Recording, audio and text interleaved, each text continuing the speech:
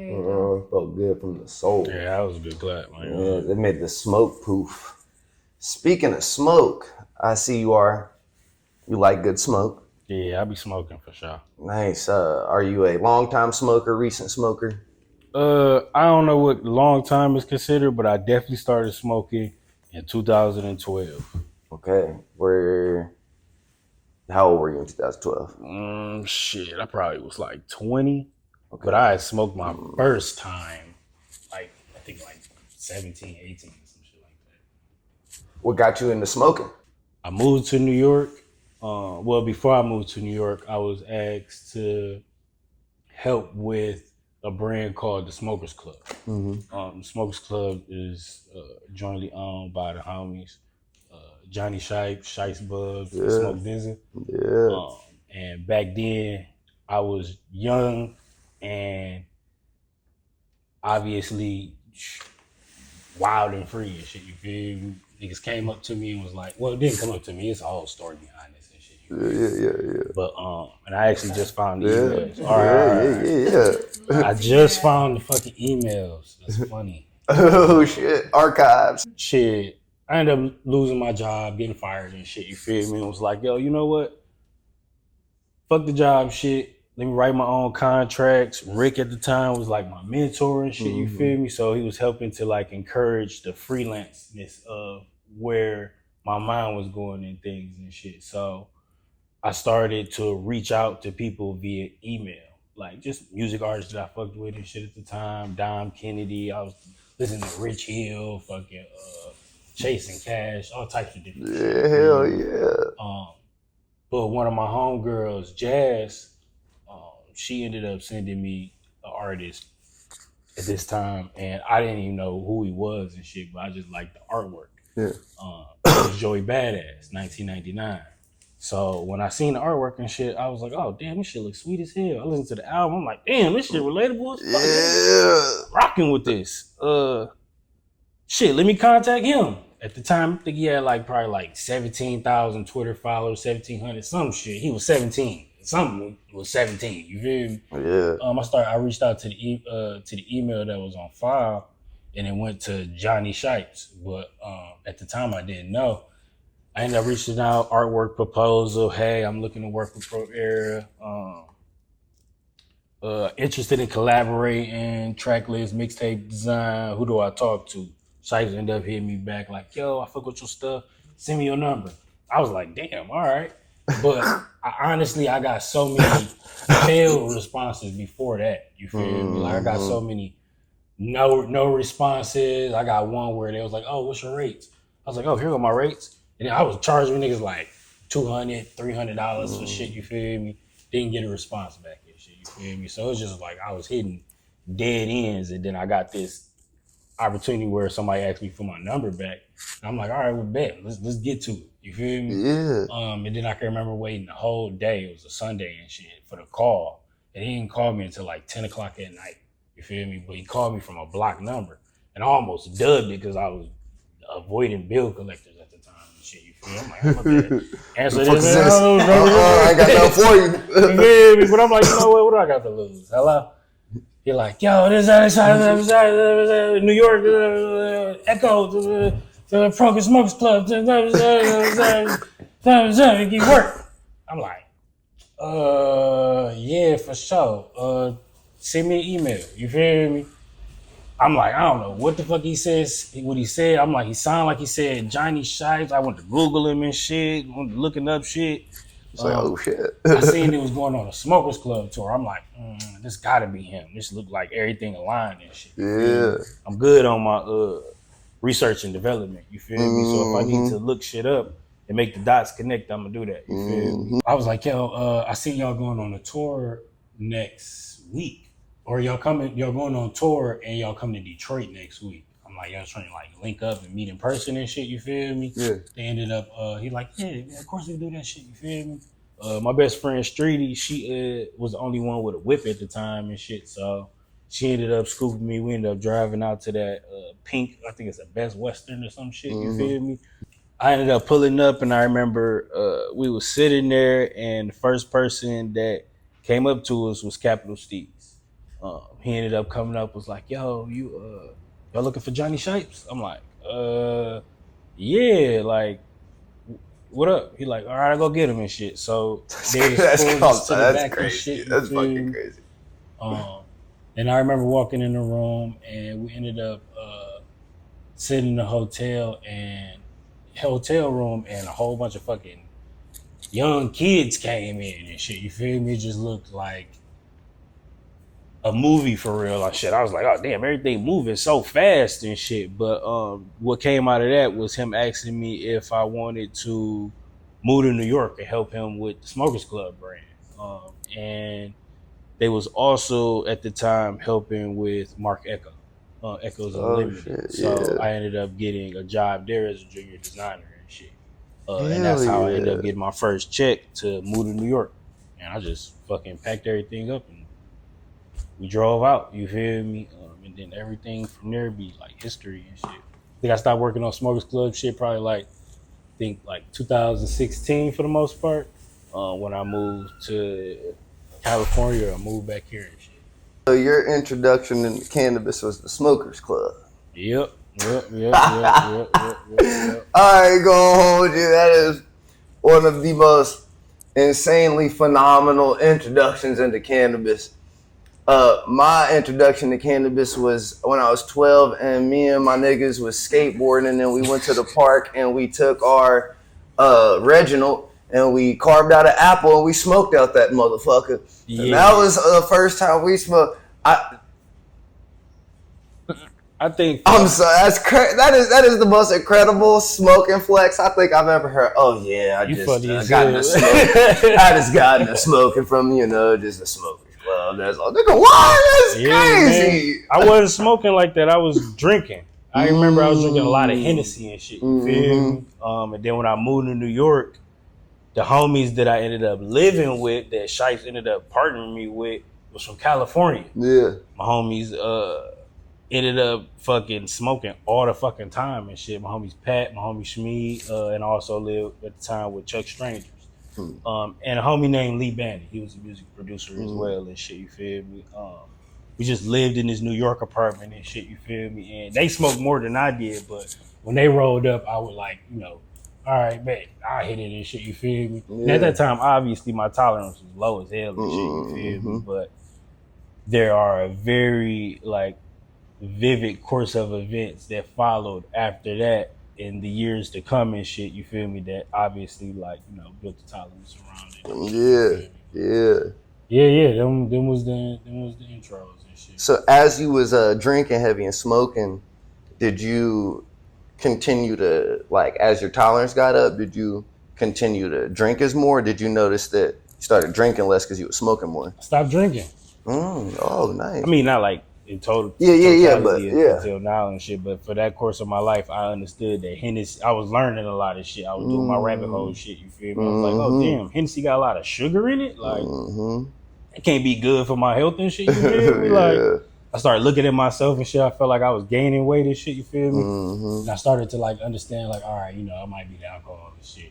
And then my homies was putting me on and shit. They're like, oh yeah, no, it's the liquor and shit. You feel me? And I was like, all right, well damn. Let me stop drinking and shit. And then when I got to New York, the shit cost more and shit. So I'm not getting a pint every weekend or some shit like that. You feel me? So having that lifestyle change and environment change helped me to not only understand myself more, but the substances that I was putting into my body and shit. You feel me? But I stopped drinking for the most part and shit. So how is in opposed to alcohol, how does this substance help you?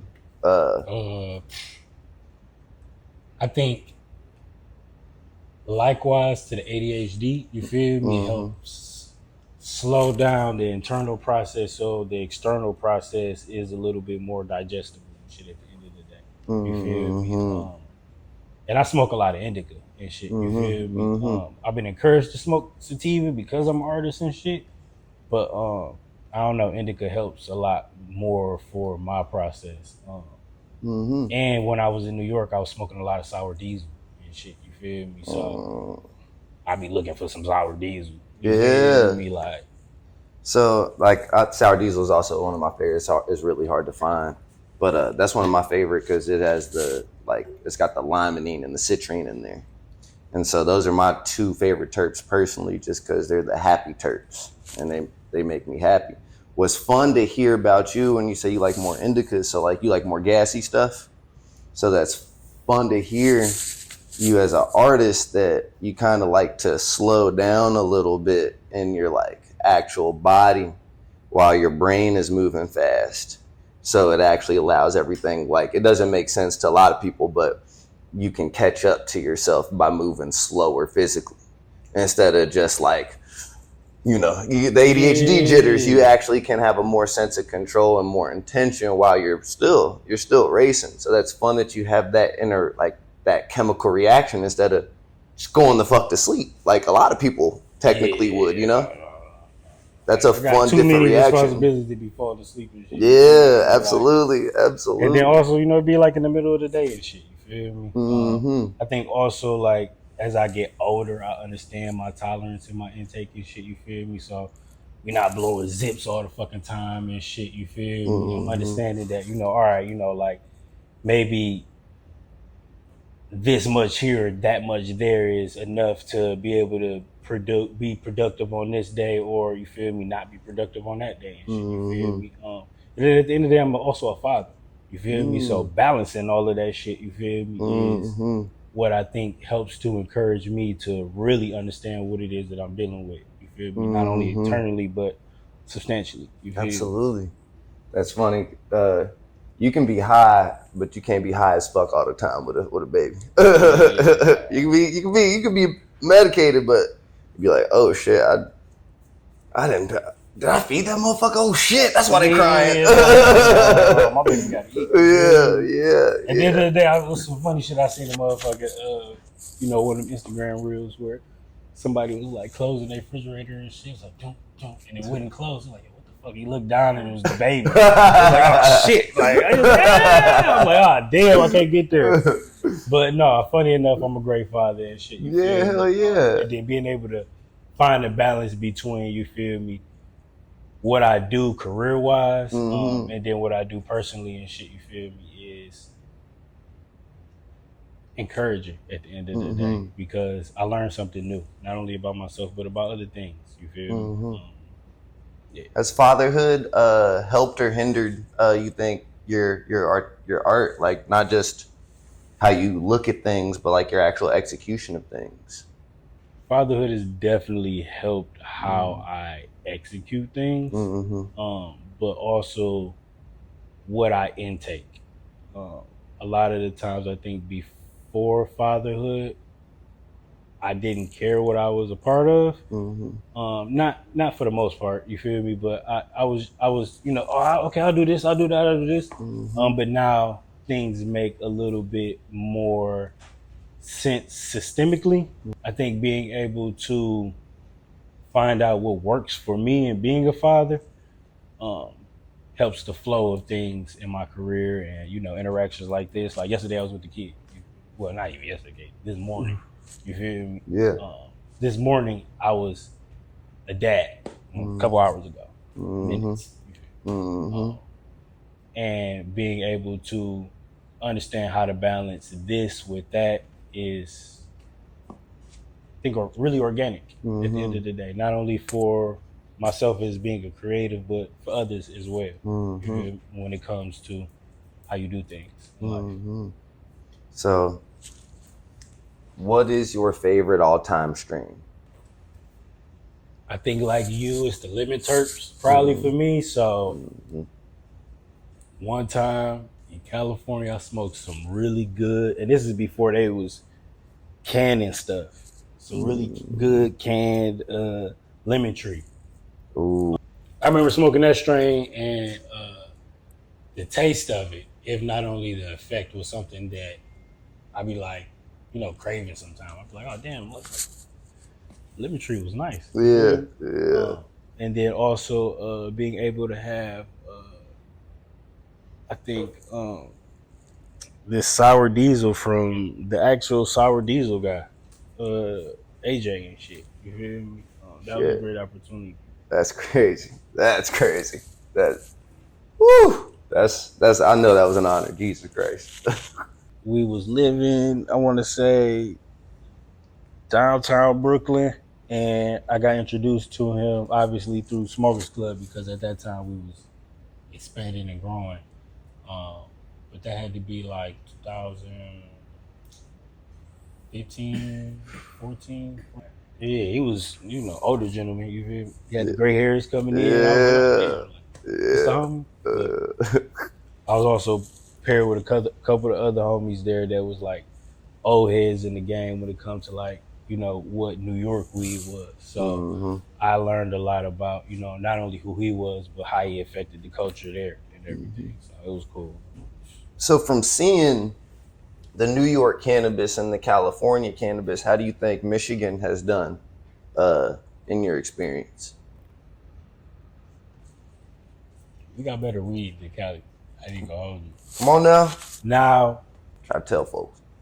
maybe I ain't had the experience yet, you feel me, with the right packs or whatever, but every time I done went to California, it has not been what I had been expecting when I last went with the, you feel me, the lemon tree. And that was like back in 2016. Obviously before everything gets legalized, but for the most part, we got it. I'd rather, take my packs with me. I feel like if the answer to every time is where's the good nug at, and it's like, oh, you got to know somebody, then the nug is garbage. What are you talking about? Yeah. That means your average is garbage because you have to secretly go through some underground proverbial tunnels to get just good weed. Is insane for California to me. Like, what?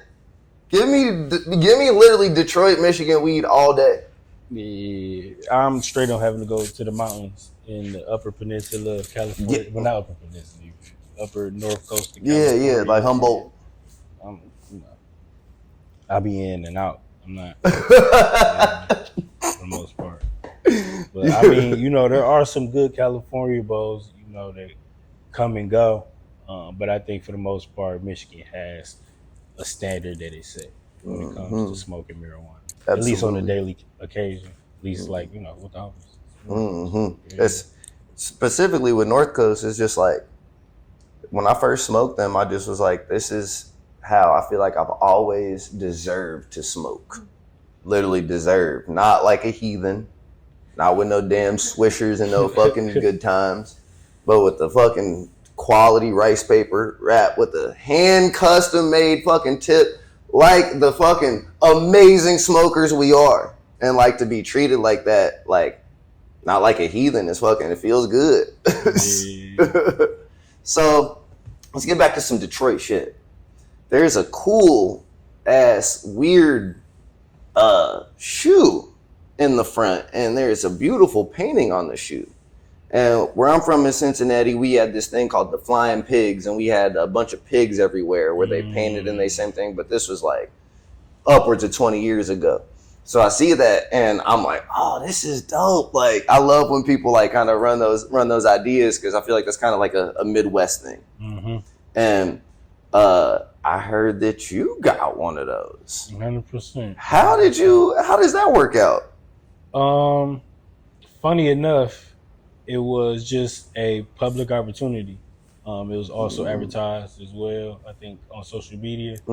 I had seen it so many times, but I also recall so many of the homies sending it to me and my friends, family just sending it to me like, oh, sign up for this, I'm like, all right, let's sign up for it. We ended up signing up for it. And it was programmed by City Walls in the NFL. So with understanding and learning that, I learned that the partnership was also a community-based initiative.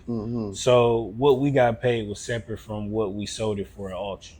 So the money that we had acquired from our auction costs went to a company that was a nonprofit at the end of the day. So the nonprofit that my choosing was Gleaners. And at the time, I was really just going with somebody that was community-based. Our building is centered in Island View. So Gleaners is like right around the corner. We ended up connecting with them.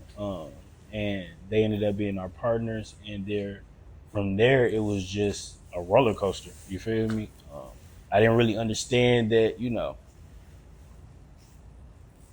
I didn't really understand in what impact it would have in sports and art at the end of the day. I'm not very athletic. Yeah, that's a rare Detroit. Every single Detroit nigga I've met is somehow a Division I basketball talent for some reason. I'm like, what the hell is going on here? You are a regular person. Good to see you. You want to know when I learned basketball wasn't for me? Let me hear it.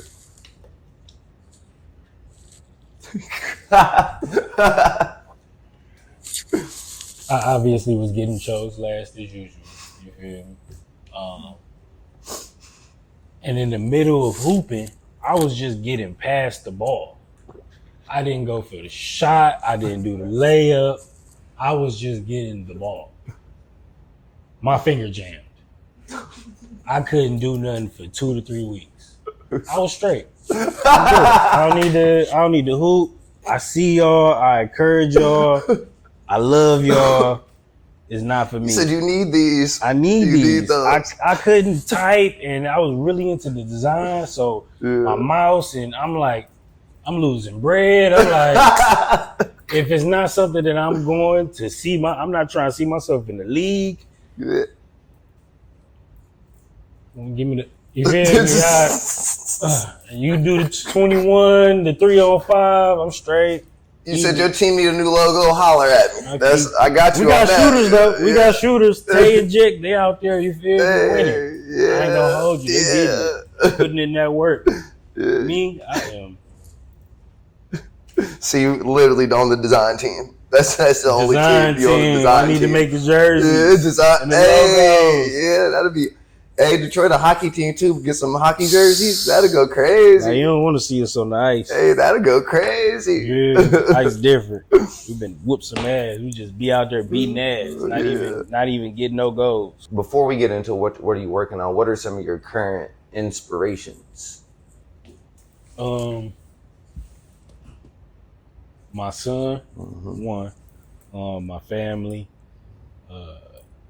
and then the people in my community. Being able to see on a constant basis to what effect they have on like this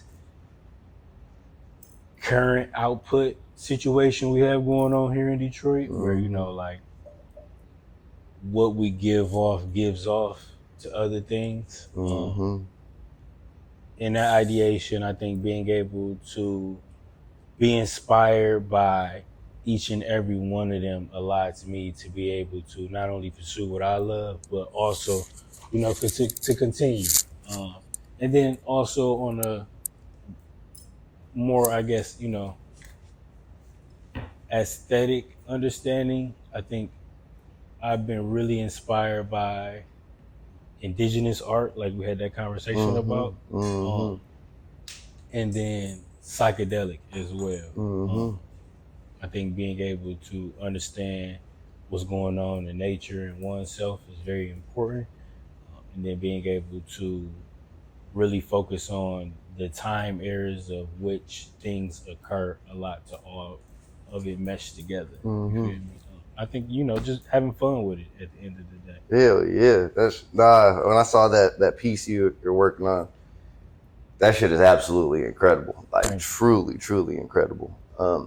So what is like, you ain't gotta be, it can be as long as you want, short, but what does a community mean to you? Like when somebody says community, what does that mean to you? Hooligan. I think at the end of the day, community means being true to one's environment and effortlessly being true to yourself. While obviously not causing harms to others and or intentionally affecting things in a negative light. I think being able to work in a community that's synonymous and I think in sync with one another, it allots for what type of energy is currently going on here in Detroit. Because we, like other cities, have a community. But I think the impact and the resilience and resistance that we've had and held allows us to be able to, I think, have this sudden output on the world at the end of the day. I think when I think about where the city is now, I think of a more recent memory than childhood of seeing a newspaper article read Detroit in bankrupt, and then also living in New York at the time, and then really working to push to the homies that we not bankrupt and shit. You feel me? They just putting that out there for the news and shit. You feel me? Like, we really got shit going on. Da, da, da. You feel me? And them really shooting it down at the end of the day.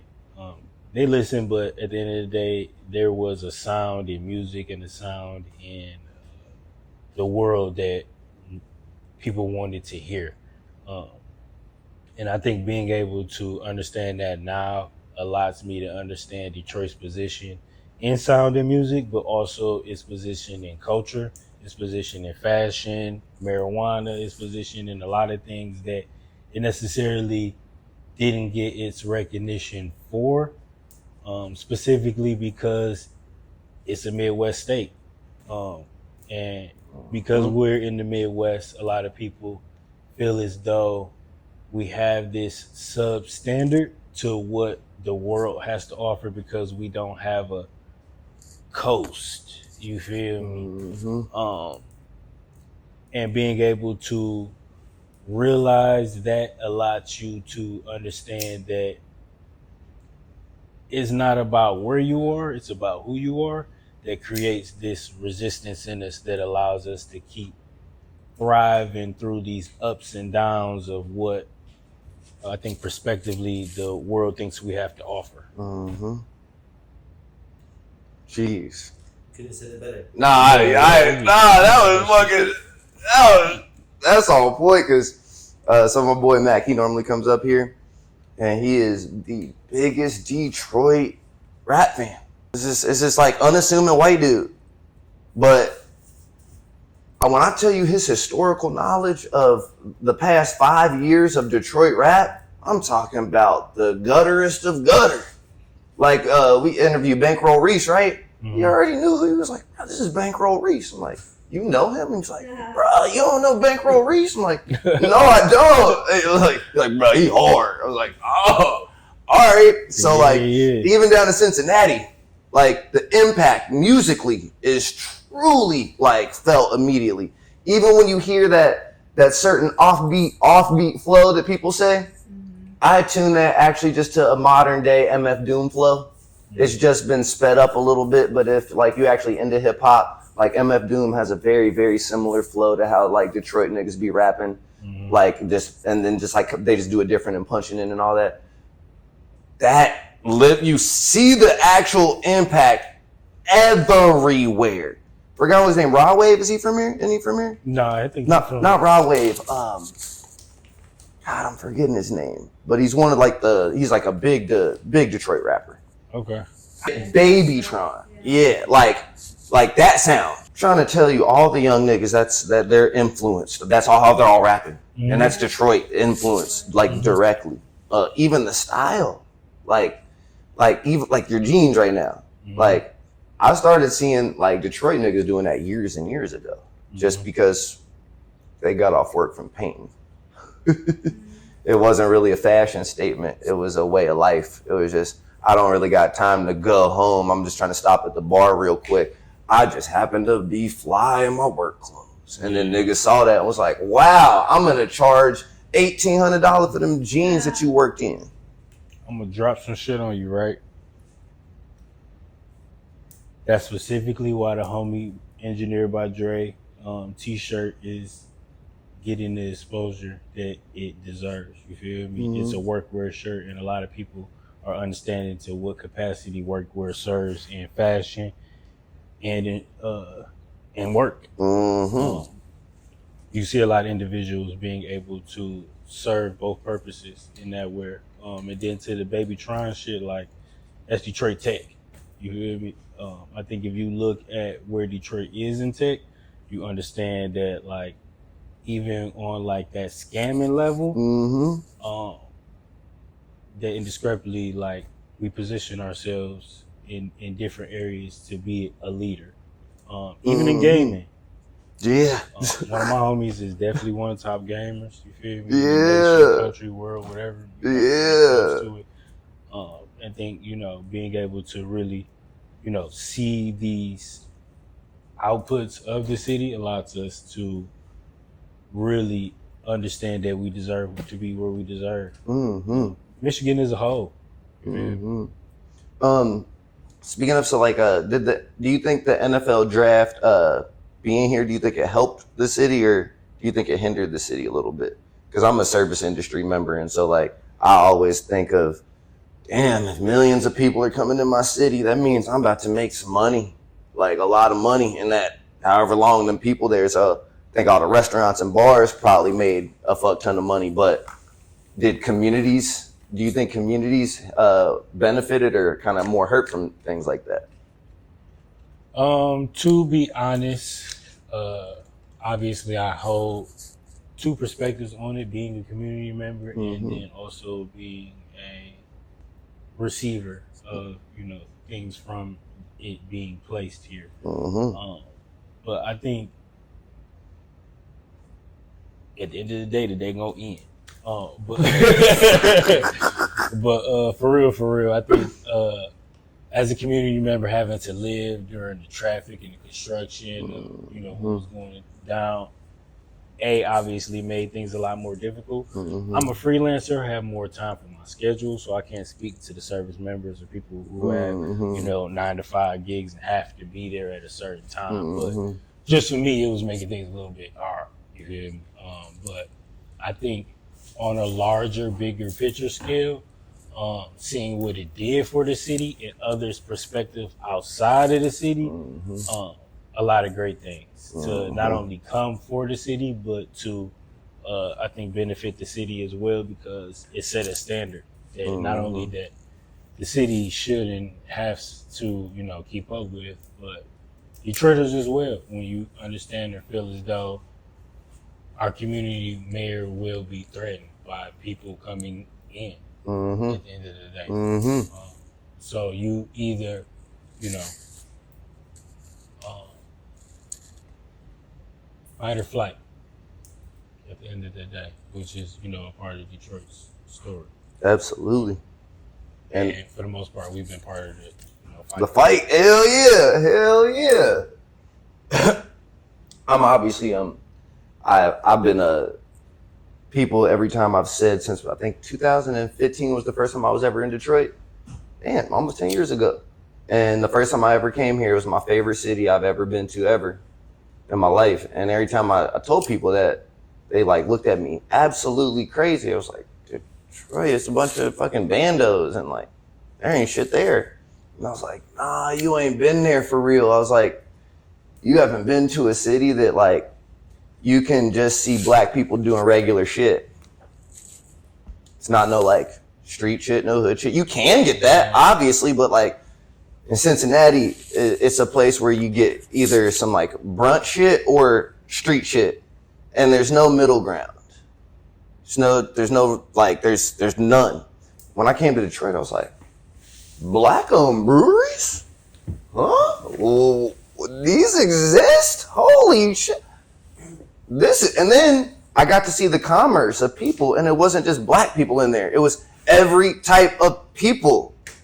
And seeing that, I was like, it actually blew my mind to see what a city centered around blackness could actually look like, and how like vibrant it was in my eyes. I'm like, I see all the abandoned stuff, but I also see like the actual culture of the people being tight as fuck. Like, I don't know why people think Detroit people are scary. To me, I'm like, oh no, it's their spirit is strong. So if you have a weak spirit, you will be shaken. But if you ain't got a weak spirit, you'll be like, oh, what's up, homie? You're fucking tight. What's good? Yeah. Do you think those experiences, just like you said, the Detroit toughness, New York is known as being cutthroat. Did your just understanding kind of just how to get it actually from the mud help you deal with cutthroat things while you were in New York, or were you just blessed and didn't even have to deal with people like that? I think funny enough to the point before I completely understand because it didn't make sense what type of city we were until one of my New York homies came and was like, yo, all the service members is black and or all the people that work at the airport is black. Like the flight attendants is black. That's blowing my mind. And I was like, damn, like, I ain't never thought about it like that and shit. But to have job opportunities and positions like that is something that we sometimes look down on and don't really understand how they put us into the different positions to be seen. And again, I haven't been in the industry in a minute, so I don't understand the challenges. But being able to be from Detroit and have this hustler mentality, I think allows us to be able to work with everyone. And you know, people are being able to see that in the BMF Big Meat story. You know, they go to different places, they work with different people, and it's more about the relationship and understanding of what the transaction is, as opposed to, I think, victimizing ourselves and or having a cutthroat shiesty mentality when it comes to business, and or building community. You feel me? Being a Detroiter, I've always been blessed to be able to have an open-mindedness when it comes to working with others. And a lot, not only for development in my career, but development in our community. But yeah, I think being in New York and having that Detroit resilience and being a hustler, the doggy dog mentality of it allowed me to stay there for 6 to 7 years. When I've seen a lot of people that I had built friendships with, you know, leave after the first year. And then also see individuals who have been there for 30 years for their entire life. And see that at the end of the day, it's just another city like Detroit. You just find the standard in what the economy is financially, and then work to place yourself there somehow. So that way you can live and thrive on a way that, you know, makes sense for your lifestyle. I don't know everybody's lifestyle. But, as a young artist at that time, I was just really looking to create. So it really wasn't, I can sleep on your couch, your air mattress, which I did, you feel me? And it allowed me positions of like going into an office and having a salary paying gig with health care and benefits. But I understood that being a Detroiter and, you know, sleeping with, you know, the rats and roaches and, you know, making a pallet with my cousins, you know, allowed me to, you know, really not even look at that as something that, you know, maybe frowned upon on others. It was like, all right, you know, it's about to be like, what, 3 months? Like, I'm just put my head down real quick. There you go. Oh, it's flooding shit. Like, damn, fuck is going on here? Like, drain it. It's a hurricane. Like, what the fuck is this?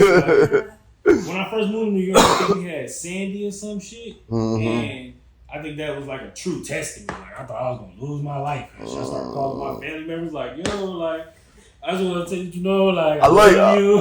Like, Mom was like, it's a hurricane here. Why you calling me like this? I'm like, Mom, I don't know. Like, I don't know people doing this. Like, there's never no hurricane. And then the next morning, I walked the streets. Everything was dead. Like, I walked all the way to the city. Like, I remember everything was dead. People was like in trucks for charging stations. Like, it was tanks driving around, newspapers. It looked like an apocalyptic movie. Like, this shit is wild. Like, 28 days later. Like, this is crazy. Where everybody at?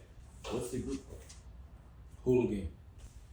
We're essentially a network of creative entrepreneurs. I think the idea has evolved into more of a definitive lifestyle of how in the last recent years we have experienced or learned to experience the things we've come in contact with. And then learning that and adding it to a sustainable way to experience your creative entrepreneurship is something that we work to encourage upon others. So it's people that, and we do not encourage this shit, you know. Oh, I quit my job, you know, I'm gonna do this, da da da. All right, you know, just know it come with shit, you feel me? Like, this shit look fun, but, you know, just understand it's that tough. It's things that come with it. And my things that come with it are different than, you know, other people's things that come with it. Mm-hmm. And I don't think a lot of people understand that sometimes. They think that, like, every time they do something that you do, that is supposed to come with the same things that came with it that you got. And we all are different individuals with different experiences. So I think being able to, learn that at a young age allowed me to appreciate each experience as it was and or is. The hooligans are tight as fuck. Thank you, man. To understand how you become a hooligan is to understand your place in the world at the end of the day when it comes to your creative passion. My creative passion specifically is here to help build not only my community, but communities within others to help unite not only, again, my position, but the position of our community.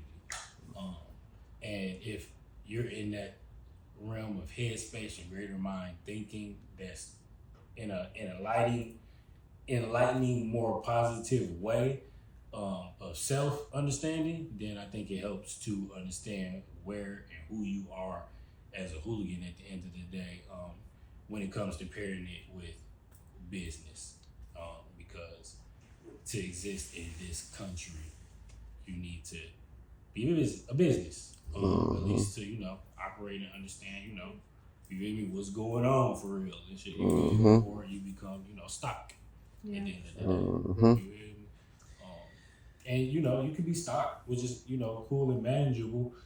And it's, you know, a comfortable position to be in, to be managed. But sometimes it can be uncomfortable to not know what's managing you all the time and shit. You feel me? Like, why the fuck, you know, what the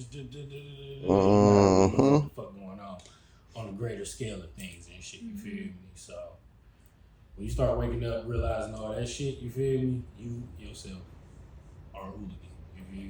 Well, I think I'm a fucking hooligan. I appreciate you for just like being like an example and honestly so open. Like I was scrolling through your page, it was like a day or two ago, and I saw that like you offer your mentorship up to young black men and men of color, and that's something to me that's just like insanely important, and like I'm appreciative of, because I randomly had that in spurts, but nothing like consistent. And I think that's something as black men that we don't have, and it affects us later on in life that we don't have that consistency. And so we don't get to show up in other people's life as consistent as we want to, because it just never happened for us. So you being that consistency, like, that's fucking amazing and beautiful to me. On top of all the other shit that you do, that you make time for that, that is truly like, that's phenomenal. And like, I appreciate you for real, man. Yeah, absolutely, man. Absolute honor. Are you a sunrise or a sunset? Sunrise. Mm-hmm.